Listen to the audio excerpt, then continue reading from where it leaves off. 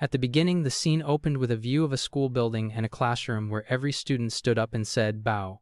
Kurusu Ryo, who had been sleeping on his desk, opened his eyes, yawned, and said that he had overslept. Holding his smartphone in his hand, Kurusu thought that he, Kurusu Ryo, was a first-year high school student. Kurusu then thought that it had been a strangely nostalgic dream. At that moment someone spoke, saying that was as expected of Ryo-kun, and Kurusu turned to see Mihara Tsumugi smiling. Mihara commented that he had been sleeping through homeroom the whole time, and that it was already time to go home. Kurusu called her name, Mihara, and thought that she was Mihara Tsumugi, a first-year high school student. Kurusu said that instead of just observing him, he wished she had woken him up. Mihara replied that he had been sleeping so comfortably that he must have been having a really good dream, and wondered if he had been dreaming of a date with his favorite idol. Kurusu responded uncertainly, and Mihara teasingly asked if she was spot on. With a smirk, Mihara said that she should guess who it was, and, with a happy face, stated that it must have been the queen who appeared at twilight and ruled half the world of darkness, the nightmare of Calamity girl. Kurusu was shocked and asked how she knew and whether she was a psychic. Mihara laughed and pointed at his phone, saying that was the reason. Kurusu looked at his phone and thought that he remembered falling asleep while reading that article. He then realized that Mihara was not a psychic but a detective. Mihara laughed again and said that it was a basic deduction, calling him Watson-kun. With a smile, she added that even so, Kurusu had liked Mia-chan too and revealed that she had been a fan as well. Kurusu was surprised and admitted that he had certainly watched Mia a lot too. Kurusu then thought about the nightmare of Calamity, who had been scouted and advanced into the entertainment industry. Making a striking debut as an 8th-grade syndrome idol, her strong, unwavering personality had been accepted by the public. Acting as a one and only, solitary, lofty existence, her songs and dances, with their unique, solitary worldview, had gone completely viral. She had gathered charismatic popularity, especially among their generation, and had gone to the very verge of reaching the top of the idol world. However, just before the first anniversary of her debut, she had suddenly retired. Kurusu said that it had already been half a year since she retired, and that it was such a waste, especially since she had been so popular. While stretching his body, Mihara told him that he really went at his own pace and laughed, saying that everyone had been paying attention to his sleeping face during homeroom. Kurusu asked if he had been making a face that was that funny and wondered aloud if someone might have taken a picture of him. Mihara, amused, told him that he was being incredibly brazen and smiled, saying that Kurusu was not an attention seeker. She added that, if anything, it seemed like he only had her as a friend, and yet he was still attracting attention. Kurusu replied, telling her not to stab him with her knife of words. Mihara laughed, pointed at him, and said that even though he was getting so much attention, he did not resist it at all. Kurusu answered that he supposed so and hugged his bag, saying that it was not like anything was being taken away from him. He thought that if he started caring about people looking at him, there would be no end to it. Suddenly another girl called out, apologizing to Mihara for making her wait and saying that she had just finished her day duty. Kurusu recognized her as Kanagi Nagi, a first-year high school student, and thought that if he remembered correctly, she was the class president with a rare name. Mihara ran to Nagi, saying geez, and told her that it was fine and that she did not have to do the work for the day duty person who had been absent. Nagi laughed, looked at Kurusu, and greeted him with a tense face. Kurusu stood up from his desk, greeted her back, and thought that it was a pain. As he walked toward them, he thought that it was the first time they had talked face to face, so he did not know how to act. Kurusu looked at Nagi and thought that, somehow, he felt a sense of rejection. Nagi seemed frightened, and Mihara quickly stepped between them, apologizing and explaining that Nagi was shy. Kurusu said that if that was the case, then he had done a bad thing. Nagi denied it nervously, and Kurusu recalled that she had become class president because everyone around her had forced her to do it since she could not say no. Nagi agreed, saying that was probably how it had happened. Mihara then reminded Kurusu that a little while ago, he had said he did not mind getting attention, and she asked what the trick was to not minding people staring at him. Kurusu said that it was a trick, and explained that there was a classic method where one imagined the people around them as potatoes. Mihara said that she had heard that a lot it was a suggestion so people would not get nervous when on stage.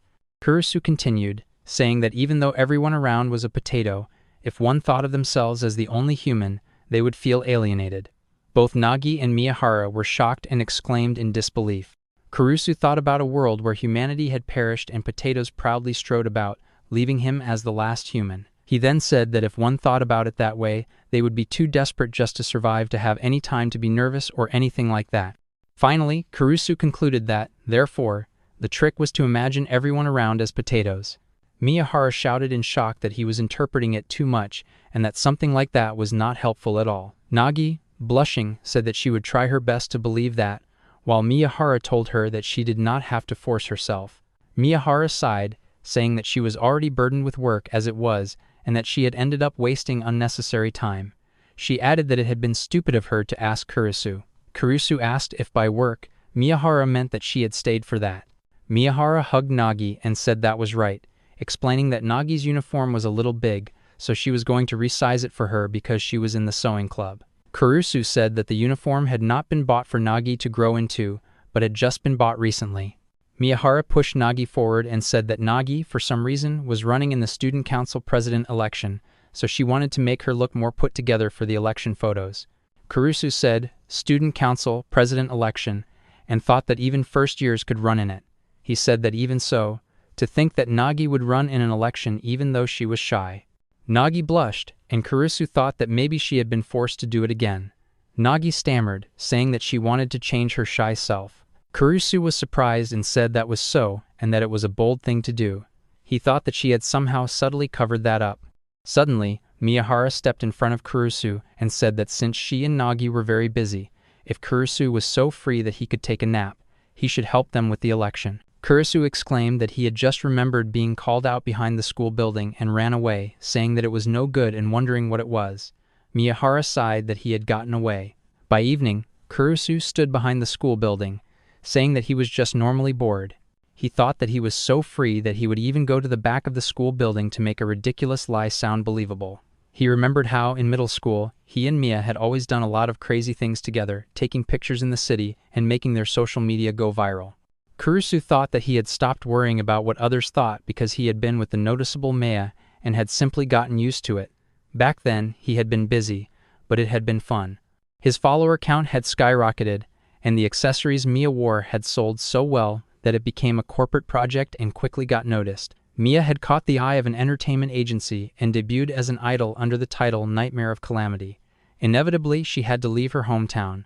Kurusu recalled saying that he was cheering for her, and Mia had told him to engrave her great work into his eyes, saying farewell to him as her friend as they shook hands. Since then, they had not been in contact, and Kurusu thought that their special day had ended right there. From then on, he had not been able to get into anything. He could not bring himself to join club activities or do anything else, and after school, he was left with nothing but boredom.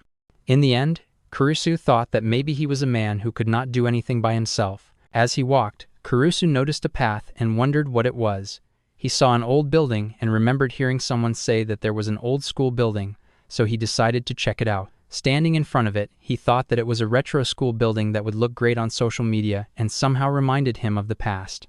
Kurusu went inside and walked down the hallway, commenting on the retro vibe and saying that it looked good. He made a photo-taking gesture with his hand, tapped, and then sighed, wondering what he was even thinking about as he opened a door.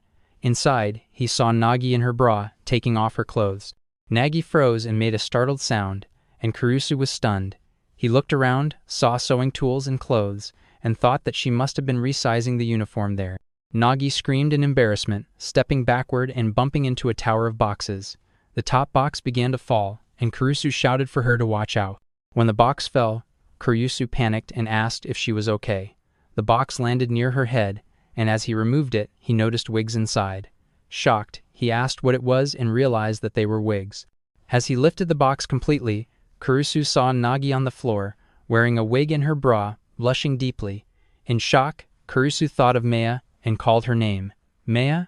Nagi covered her face, flustered, and Kurusu thought that on that day, their pure and innocent class president had been revealed to have formerly been an 8th grade syndrome idol. Kurusu, in disbelief, exclaimed if that was for real. Kurusu said that it was really Maya, asking with a tense face if it was truly her. Nagi, blushing, touched her face, while Kurusu sat in front of her and exclaimed in disbelief that she was not a look-alike or anything like that. He happily asked if she remembered him. Nagi, still blushing and covering her chest, replied that she remembered him perfectly. Kurusu, smiling, laughed and said that it really was her. He asked why, Even though they had ended up at the same school, she had not said anything until now. Nagi replied with a tense face that there were a lot of things she wanted to say, but that she would tell him just one thing for now. Kurusu looked confused, and then Nagi suddenly shouted for him to get out right now. Kurusu ran away while Nagi, still blushing, hurriedly put on her clothes. Kurusu stood behind the door, thinking that he had really messed up. Realizing that he had been so overjoyed, he did not even notice that Maya had been in her underwear. Nagi then opened the door slightly and called out to him, saying softly that Tsumugi was in the restroom and would be back soon. Kurusu replied that he understood and thought that hanging around there seemed like it was going to get complicated, so he started to walk away. Nagi then grabbed his clothes and told him that there was a coffee shop in an alley near the back gate, asking him to wait there. She was still half-dressed while saying this, causing Kurusu's heart to skip a beat as he blushed and replied quietly. The scene shifted to Kurusu standing outside the coffee shop. He thought to himself that he had not known there was a coffee shop in such a place, and noted that the menu was on the pricey side, which made it unlikely that he would run into anyone from school there. Then, hearing footsteps, Kurusu turned and saw Nagi, who was slightly out of breath. He said that she was fast, and Nagi, still catching her breath, replied awkwardly. They sat together inside the shop, facing each other at a table. Kurusu thought that Nagi looked a little more grown-up now, but that it was definitely Mia's face. Nagi looked fidgety and nervous. Kurusu mentioned that her name was Kanagi, and Nagi replied affirmatively. Kurusu thought back to their past, remembering that back then, they were nightmare disaster and sworn ally and believed that was all they needed, so they never knew each other's real names. Kurusu then asked why Mia was wearing a disguise like that. Her hair was black, her eyes were no longer heterochromatic, and she had abandoned the sacred traits of the dark kinsfolk. Nagi blushed deeply while Kurusu continued, saying that she now looked like a totally normal person. Nagi, overwhelmed, shouted for him to stop and said that if he continued any further, she was going to die and her heart would burst. Kurusu, tense, asked what she meant and stood up, wondering aloud if she had been placed under a curse or if this was the foul work of a rival faction vying for supremacy in the world of darkness. Nagi trembled, hiding her face in embarrassment, and pleaded for him to stop seriously. Kurusu, still confused, asked why she was reacting like that, reminding her that he was her sworn ally bound to her by a pact of the soul and that she could have just come and talked to him about anything. Blushing intensely, Nagi slammed the table and shouted that he knew exactly what he was doing and that he was teasing her. Kurusu saw her blushing face, tears forming in her eyes, and thought that from the moment he had connected the class president with Mia, he had a sneaking suspicion of what this was about. Kurusu then remarked that she had been completely cured of her chuunibyou, to which Nagi turned away and admitted shyly that she had. Kurusu reflected that chuunibyou referred to the adolescent age where a vivid imagination often led to the creation of an embarrassing past or dark history that one later wanted to forget. Maya, back when she called him her sworn ally, had been going through that phase. Kurusu thought that this meant the nightmare of Calamity had now become a supersized, embarrassing dark history for her. He thought that he had always known this day would come, but realized that she had finally grown up. He congratulated her on her graduation from the land of children. Nagi, still blushing, slapped his hand and told him to shut up. Kurusu laughed and said that he deserved to say that, since she had ignored him for 2 months since school started, and this was payback for the loneliness he had felt being completely avoided by his old friend. He thought that, if it were not for the little accident earlier, she might have kept ignoring him until graduation. Nagi huffed and replied that the one who could look directly at her face and not notice also had a problem, saying that she had recognized him immediately and asked how he could not have recognized her. Kurusu panicked, explaining that she no longer had silver hair, her eyes were not odd-colored, she was not wearing her military-style dress, her personal pronoun was no longer the royal we, and she did not even call him her sworn ally. Nagi, blushing hard and crying, said that he was taking a grater to the soft parts of her soul and rubbing Tabasco sauce into it. Kurusu quickly apologized, asking her to stop sulking, but Nagi told him to stop calling her Mia too. Kurusu thought that the topic was a minefield and agreed, calling her class president instead. Nagi, still blushing, told him that he could call her Nagi though. Kurusu replied that he understood and told her that she could keep calling him Ali like she always used to. Nagi blushed harder and refused, saying that she was different from her old self now and that she had no intention of standing out in such a gaudy way again because her goal was to live a quiet, peaceful high school life without standing out. Kurusu asked why, If that was the case, she was running in the election for student council president, since an election was the most high-profile event there was, and it would just increase the risk of her true identity being exposed.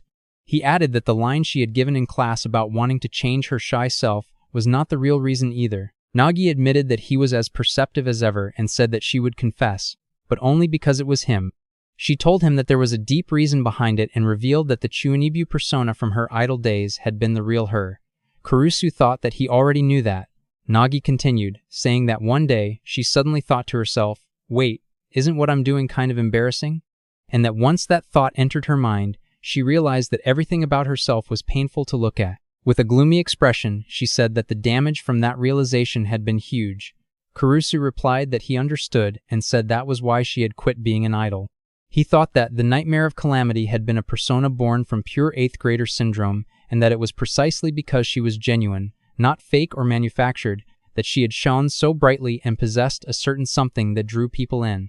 But precisely because of that, once her chuunibyou was cured, the damage had been irreversible, since it was not something she had crafted through acting, and going back to the way she was before was impossible. Nagi admitted that while her main reason for quitting had been to focus on her studies, the truth was that it had simply become too agonizing to continue playing that character. However, she explained that the entertainment industry was not something one could easily quit. Kurusu agreed, saying that being affiliated with an entertainment agency came with a contract period. He thought that the nightmare of Calamity, who had been on the verge of conquering the world, would not be someone they could easily let go of. Kurusu asked if she had to pay a penalty fee or something to retire. Nagi trembled and explained that her career had still been in its early stages, so her pay was on the lower end, and that she had been wasting all her money on things for her persona clothes, accessories, and her room. Kurusu remembered that she had once said she had summoned a single chamber from her castle in the realm of darkness into the mortal world and gave everyone a tour of her room. Smiling, he mentioned it, causing Nagi to blush in embarrassment. Kurusu added that her room had been decorated in an insanely gaudy, dark style. Nagi screamed in humiliation, wondering aloud why she had wasted money on such pointless things, slammed her head onto the table, and lamented that she absolutely did not need that king-size canopy bed. Kurusu said tensely that it was enough reminiscing about her financial suffering and changed the subject, asking how she had managed to retire if she had no money. Nagi explained that to get her agency to approve her retirement, she had to accept a certain condition, which was to become the student council president of Suiko High School by the end of that year. Kurusu was shocked, and Nagi elaborated that their school had a long history and had once been prestigious, with the student council in particular holding immense prestige. She explained that even now, powerful alumni recruited former student council presidents into their organizations and factions, and that during its golden age, the school had produced many political and financial titans. Kurusu, tense, realized that it was a system for recruiting promising talent early, and that he now understood the deal. He pointed out that in such a deal, only she would benefit, and wondered what the agency's gain was. He thought that for them to gain something greater than what they lost from the nightmare of Calamity retiring, it would have to be something significant enough to connect them with a titan of the political or financial world. Kurusu, realizing something, said that they must have wanted her to become student council president to build connections and turn her into their personal pipeline to those worlds. Nagi smiled and confirmed that he had guessed correctly. She added that if she did not achieve results by the end of the year, the agency would make her retract her retirement. Kurusu thought that given how popular Maya was at the moment, that deadline made sense.